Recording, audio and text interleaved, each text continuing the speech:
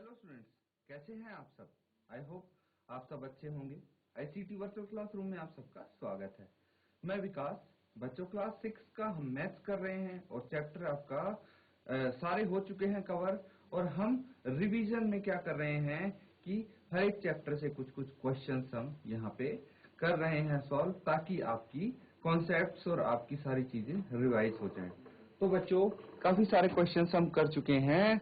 आपको याद होगा चैप्टर प्लेइंग विद नंबर्स, उसमें काफी सारे क्वेश्चंस हमने किए थे, कॉन्सेप्ट्स हमने किए थे। तो उसमें एक कॉन्सेप्ट आता है बच्चों, prime numbers and composite numbers. I hope ये कॉन्सेप्ट आपको याद होगा, चीजें आपको याद होंगी, है ना।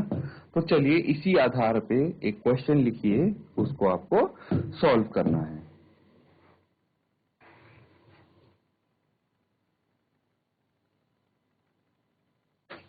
तो बच्चों क्वेश्चन है,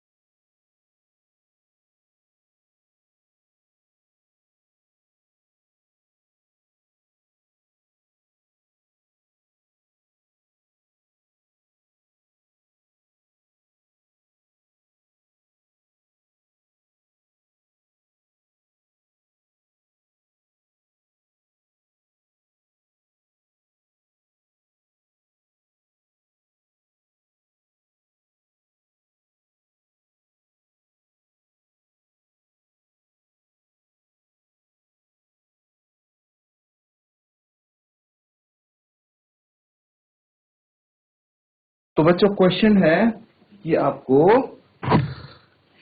कंपोजिट नंबर्स लिखने हैं, ठीक है। 7 कंसेक्यूटिव कंपोजिट नंबर लिखने हैं। 7 consecutive composite number. Consecutive composite number क्या होता है, ये आपको समझना है। कंसेक्यूटिव मतलब लगातार। लगातार कंसेक्यूटिव नंबर्स क्या हो गए, जैसे 1 2 3 4 5 6 7, ये सारे क्या है, कंसेक्यूटिव नंबर है, क्योंकि इनके बीच में कोई गैप नहीं है। तो जो लगातार होते हैं उनको कंसेक्यूटिव नंबर बोलते हैं। लेकिन उसके साथ एक वर्ड का और यूज किया गया है जो होता है कंपोजिट। कंपोजिट क्या होता है। अब बच्चों एक नंबर, एक वर्ड आपने देखा प्राइम नंबर। प्राइम नंबर यानी अभाज्य संख्या। क्या? अभाज्य संख्या को बोलते हैं प्राइम नंबर। तो कंपोजिट नंबर क्या हो गया, भाज्य संख्या। क्या हो गया, भाज्य संख्या। अब अभाज्य संख्या क्या होती है। अभाज्य संख्या वो संख्या होती है जो अपने आप से और एक से डिविजिबल हो और किसी नंबर से डिविजिबल ना हो। इसी का उल्टा कंपोजिट नंबर क्या होता है। कंपोजिट नंबर वो होता है एक और अपने आप से तो डिविजिबल होती है, उसके अलावा और भी संख्या से डिविजिबल होती है। और वो संख्या कितनी हो सकती है भाई, उसके अलावा एक संख्या से भी डिविजिबल हो सकती है, दो से भी, तीन से भी, वो कितनी संख्या से डिविजिबल हो सकती है। That is composite number. तो इसका मतलब ये हुआ, कंपोजिट नंबर यानी अभाज्य संख्या वो संख्या होती है जिसके एटलीस्ट 3 फैक्टर्स होते हैं, या फिर उससे ज्यादा भी हो सकते हैं। तो बच्चों इसी चीज का यूज करते हुए देखिए, आपको कंपोजिट नंबर पता है, प्राइम नंबर पता है। अब आपको क्या करना है, साथ लगातार 100 से कम ऐसे कंपोजिट नंबर लिखने हैं जो जिनके बीच में क्या है, that there is no prime number between them, जिनके बीच में कोई प्राइम नंबर, कोई अभाज्य संख्या ना हो। तो जल्दी से इसको नोट डाउन कीजिए और इसका आंसर लिखिए।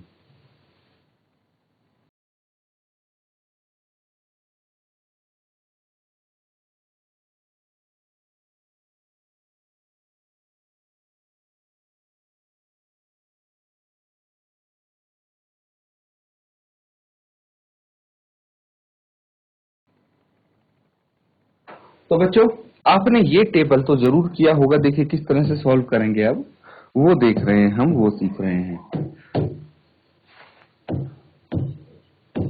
तो आपने 1 से 100 तक काउंटिंग लिख के 1 2 3 4 एंड सो ऑन, है ना, ये ऐसे 100 तक काउंटिंग लिख के फिर हमने क्या किया था, हमने जो भी प्राइम नंबर है उनको सर्कल किया था, है ना।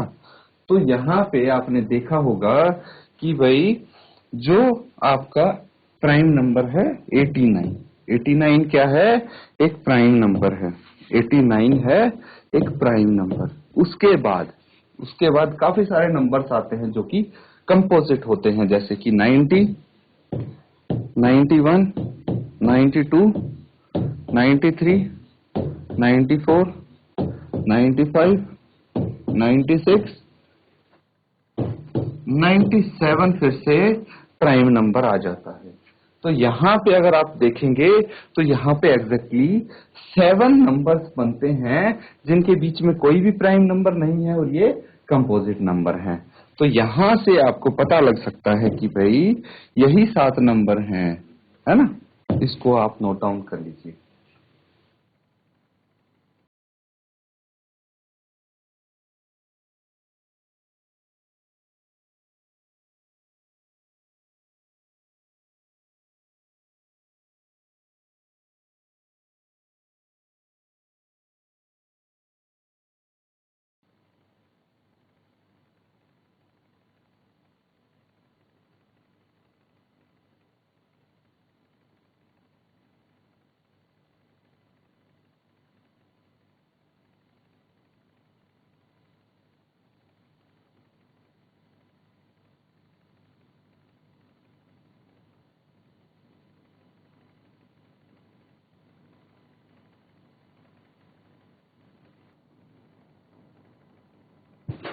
तो बच्चों अगला सवाल करेंगे अब।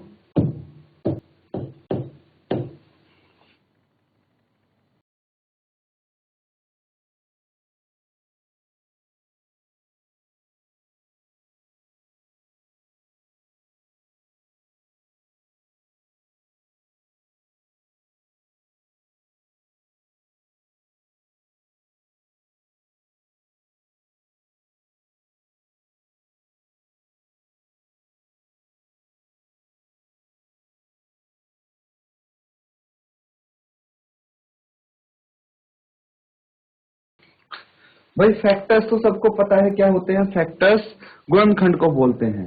तो कॉमन क्या हो गया बच्चों, जो उनमें आपको एक जैसे क्या दिखेंगे, गुणनखंड दिखेंगे, उनको आपको बताना है कि इनमें सब में कितने कॉमन फैक्टर्स हैं, है ना। तो जल्दी से नोट डाउन कीजिए और सॉल्व कीजिए।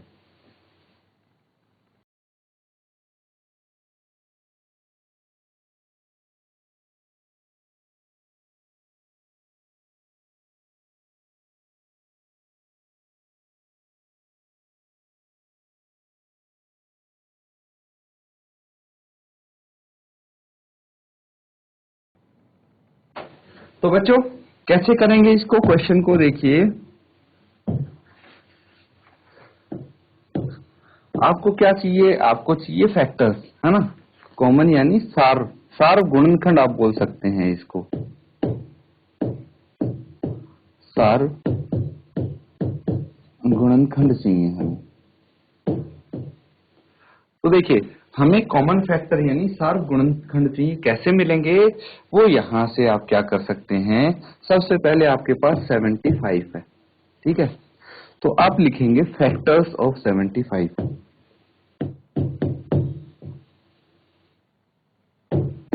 Of 75 are. क्या क्या होंगे 75 के फैक्टर्स, देखिए 75 को हम लिख सकते हैं 1 इंटू 75, 1 गुना 75। फिर लिख सकते हैं हम 75 को 2 से तो होता नहीं, 3 गुना 25।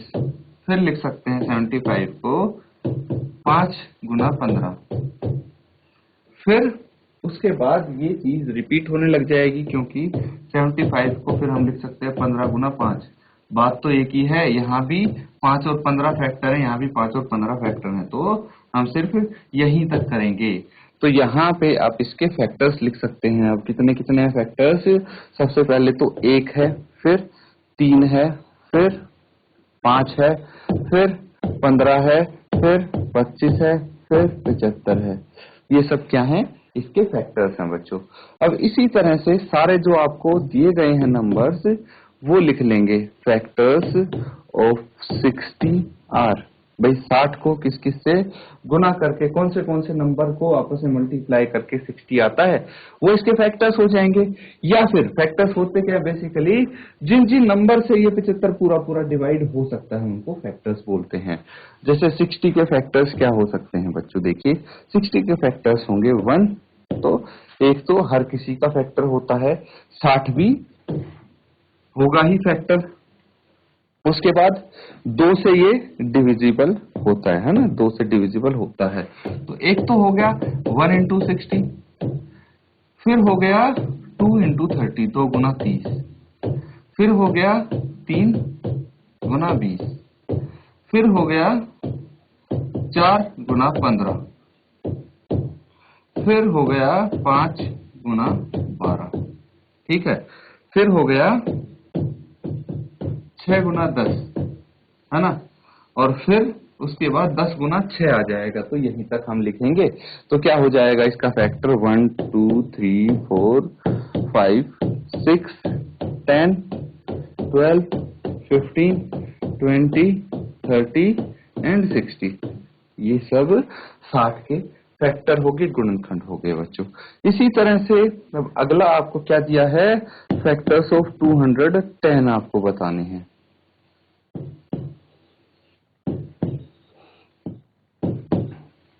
तो जैसे हमने ये किए हैं फैक्टर्स, वैसे ही 210 के फैक्टर्स निकालिए, फिर आके मैं बताऊंगा।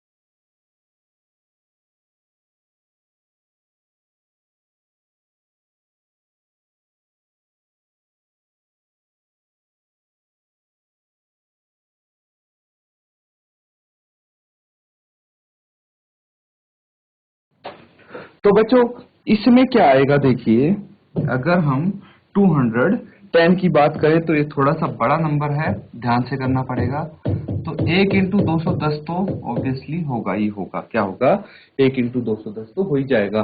फिर देखिए 210 2 से भी डिविजिबल है, तो 2 इंटू 105 भी हो जाएगा। भाई यहाँ पे सबसे इजी पता क्या रहता है, आप डिविजिबिलिटी टेस्ट के थ्रू आप पता लगाते रहो कि ये किस किस से डिवाइड होता है। फिर देखिए 210 2 से तो डिवाइड होता है क्या, 3 से डिवाइड होता है, बिल्कुल होता है। 210 3 इंटू कितना हो जाएगा, तो ये 70 हो जाएगा, है ना, 70 इंटू 3 7 या 21 होता है, मतलब 210 हो जाएगा। फिर 210 को हम चेक करेंगे, क्या ये 4 से डिविजिबल है, 4 से डिवाइड नहीं होता है, लेकिन 5 से ये डिवाइड होता है। तो 5 को कितने पे ले जाना पड़ेगा वो देखना पड़ेगा। तो अगर हम 35 को करेंगे 5 से मल्टीप्लाई, कितना आ जाएगा, 5 इंटू 5 25, तो हासिल 5 से 15 नहीं, तो यहाँ पे 42, ठीक है। 5 को अगर 42 से मल्टीप्लाई करते हैं तो 210 आता है। फिर क्या 210 6 से डिविजिबल होगा, तो देखिए 210 2 से भी होता है, 3 से भी डिविजिबल होता है, तो 6 से तो ऑब्वियसली होगा डिविजिबल, ठीक है। तो 6 को अगर हम 35 से मल्टीप्लाई करते हैं कितना आ जाएगा, 6 5 30 और 3 हासिल 6 18 और 3 21, तो ये 35 इंटू 6 210 आ जाएगा।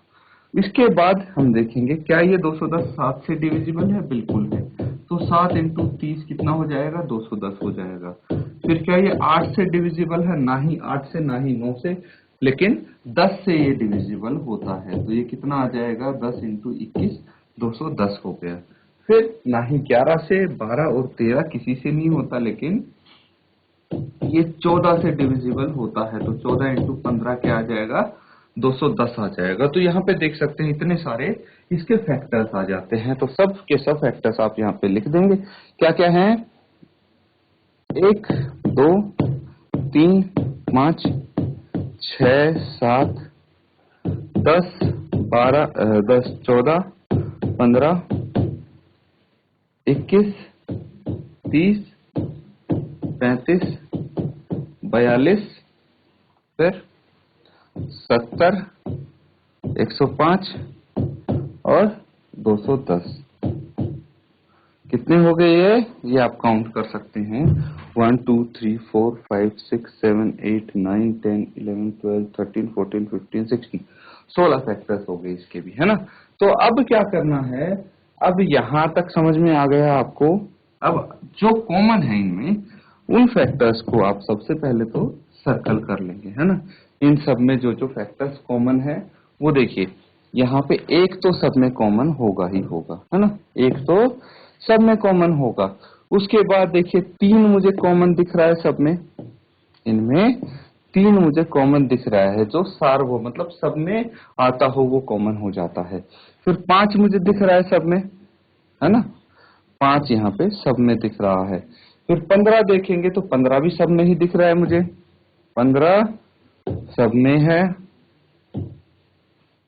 फिर 25 देखिए इसमें है लेकिन इन दोनों में नहीं है। और फिर 75 देखेंगे तो 75 भी इन दोनों में नहीं है। अब देखिए 6 है तो 6 इन दोनों में है, इसमें नहीं है, तो कॉमन नहीं हुए ये। तो आप लिखेंगे 10 कॉमन फैक्टर्स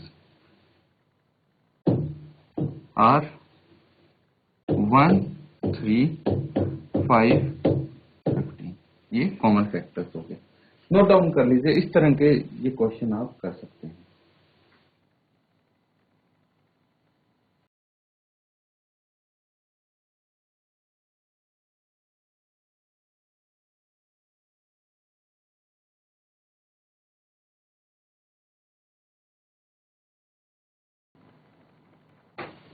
तो बच्चों यहां पे देखिए एक क्वेश्चन और है आपके लिए।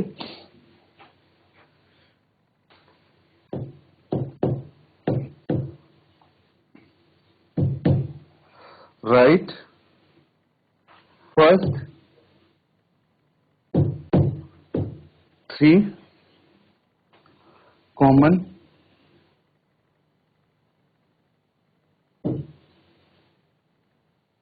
Multiples of 9 and 12। 9 और 12 के पहले 3 जो कॉमन गुणज आते हैं। मल्टीपल्स यानी गुणज, कॉमन यानी सार्व। तो पहले 3 सार्व गुणज। इसमें गुणज क्या होता है सबसे पहले तो वो आपको पता होना चाहिए। तो देखिए 9 के जो 9 के जो गुणज होंगे वो आप यहाँ पे लिखेंगे, ठीक है। तो लिखेंगे मल्टीपल्स ऑफ 9 आर 9 1 जा 9, सबसे छोटा मल्टीपल तो यही होगा। फिर 9 2 जा 18, 9 दूनी 18, 9 तिया 27, 9 चौके 36, 9 5 45। इस तरह से आप ये लिख सकते हैं, है ना, इस तरह से कर सकते हैं एंड सो ऑन। लेकिन कॉमन कहां तक लिखना है ताकि 3 कॉमन मल्टीपल आ जाएं, उसके लिए आप क्या करेंगे, साथ साथ मल्टीपल्स ऑफ 12 आर, साथ साथ इसके भी मल्टीपल लिखते रहेंगे, है ना। जैसे 12 एकम 12, 12 दूनी 24, 12 तिया 27, 12 तिया 36 होता है, 12 चौके 48 एंड सो ऑन। इनको लिखते जाएंगे आप। तो देखिए इससे पॉइंट क्या है, पॉइंट ये है कि पहला कॉमन मल्टीपल मुझे मिल गया। इसमें भी 36 है, इसमें भी 36 है। अब इसी तरह से 2 कॉमन मल्टीपल और ढूंढने हैं, तब तक मैं लिखता रहूंगा इन दोनों के मल्टीपल्स, है ना। तो जल्दी से इसको पूरा कंप्लीट कीजिए, नोट डाउन कीजिए पहले, तो फिर कंप्लीट सॉल्व कीजिए इसको।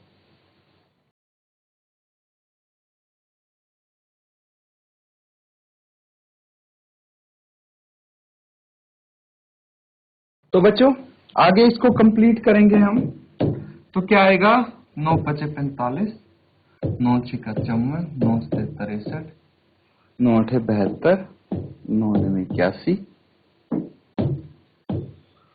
9 10 जा 90। इसको भी आगे कर देते हैं कुछ, 12 चौके 48, 12 पचे 60, 12 से 75, 12 सते 84, 96, 108, 120। तो देखिए यहां पे मुझे एक और कॉमन मल्टीपल मिल गया है, 72 यहां भी है, 72 यहां भी है। उसके बाद देखिए इसमें 81 है, इसमें 84 है, इसमें 90 है, इसमें 96 है। चलिए आगे लिखने की कोशिश करते हैं हम। तो ये कितना आ जाएगा, 99 आ जाएगा, 99, फिर 108 आ जाएगा। तो 108 और 108 यहाँ पे देखिए मुझे कॉमन देखने को मिल रहा है, तो ये कॉमन हो गया। तो यहाँ पे लिखेंगे कॉमन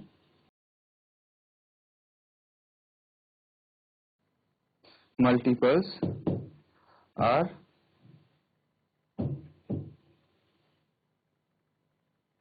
क्या क्या हो गया, 36, 72 एंड 108।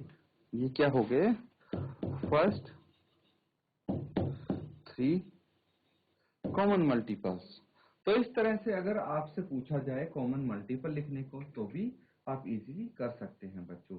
इस तरह के क्वेश्चंस आप प्रैक्टिस करना और देखना कि क्या आपको ये कॉन्सेप्ट याद आ रहा है, और अच्छे से क्वेश्चंस इस पे रिवाइज करके आना। इसी के साथ स्टूडेंट्स आज का सेशन हम यहाँ पे एंड करेंगे। Thank you and have a nice